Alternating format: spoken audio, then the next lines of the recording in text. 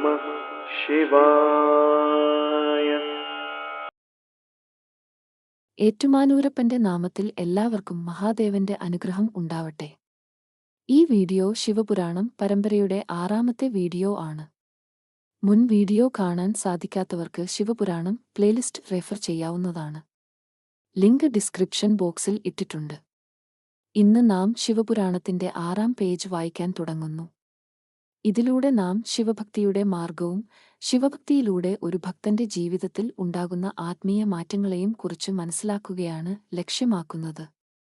ശിവപുരാണം പറയുന്നത് ഭക്തി എന്നത് വെറും പൂജകളും ചടങ്ങുകളും മാത്രമല്ല, അത് മനസ്സിന്റെ ഒരു അവസ്ഥയാണ്, സമർപ്പണത്തിന്റെ ഒരു നില. മഹാദേവ ഭക്തൻ എന്നാൽ ജീവിതത്തിലെ എല്ലാ സാഹചര്യങ്ങളിലും മഹാദേവനെ സ്മരിക്കുന്നവനാണ്. സന്തോഷത്തിലും ദുഃഖത്തിലും വിജയത്തിലും പരാജയത്തിലും അവൻ മഹാദേവനെ മറക്കാതെ ഓർക്കുന്നു.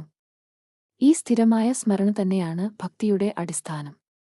ശിവപുരാണം വ്യക്തമാക്കുന്നത് യഥാർത്ഥ ഭക്തിയിൽ അഹങ്കാരത്തിന് സ്ഥാനം ഇല്ല എന്നതാണ്. ഞാൻ എന്ന ഭാവം കുറയുമ്പോൾ ശിവൻ എന്ന അനുഭവം ഉയരുന്നു. അതുകൊണ്ട് ഭക്തിയുടെ ആദ്യപടി വിനയവും സമർപ്പണവുമാണ്. ഒരു ശിവഭക്തന്റെ ജീവിതത്തിൽ പതിയെ മാറ്റങ്ങൾ സംഭവിക്കുന്നു. മനസ്സിലെ ക്രോധം, അസൂയ, ലോഭം എന്നിവ കുറയുന്നു. അതിനു പകരം കരുണ, ക്ഷമ, ശാന്തി എന്നീ ഗുണങ്ങൾ വളരുന്നു.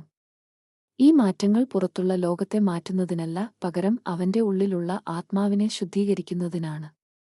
ശിവപുരാണം നമ്മെ പഠിപ്പിക്കുന്നത് ഭക്തി ദൂരെയുള്ള ലക്ഷ്യമല്ല, അത് ദിവസേന ജീവിതത്തിൽ ആചരിക്കാവുന്ന ഒരു മാർഗമാണ്. ചെറിയ പ്രാർത്ഥനകൾ, സത്യമായ ചിന്തകൾ, നല്ല പ്രവൃത്തികൾ, ഇവ എല്ലാം ഭക്തിയുടെ ഭാഗമാണ്. ഈ വഴിയിൽ സ്ഥിരത പുലർത്തുമ്പോൾ മനുഷ്യൻ ആത്മീയമായി ഉയരാൻ തുടങ്ങുന്നു. ഇങ്ങനെ ശിവഭക്തി മനുഷ്യനെ ബന്ധനങ്ങളിൽ നിന്ന് മോചിപ്പിച്ച് ശാന്തിയിലേക്കും ആത്മജ്ഞാനത്തിലേക്കും നയിക്കുന്ന ശക്തിയാണ്. നാളെ ശിവപുരാണം ഡേ 7 മഹാദേവന്റെ അനുഗ്രഹവും ഭക്തന്റെ ജീവിതത്തിൽ അത് എങ്ങനെ പ്രകടമാകുന്നു എന്നും നമുക്ക്